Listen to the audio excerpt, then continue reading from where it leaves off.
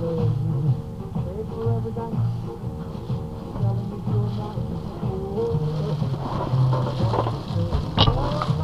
Gino, just thought you'd let you know we just got out of the operating room and things seem to be okay.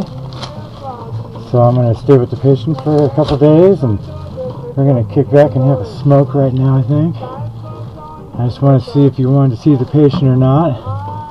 And so you check it out and you come over and say how you doing and check to see how things are going. So everything other than a couple pounds of hot glue didn't cure. So I thought I'd let you know. So we're going to go have a smoke and be in touch with you. You want to call my private line, you could do that to check on the patient if you'd like. So I'll be in touch and talk to you soon.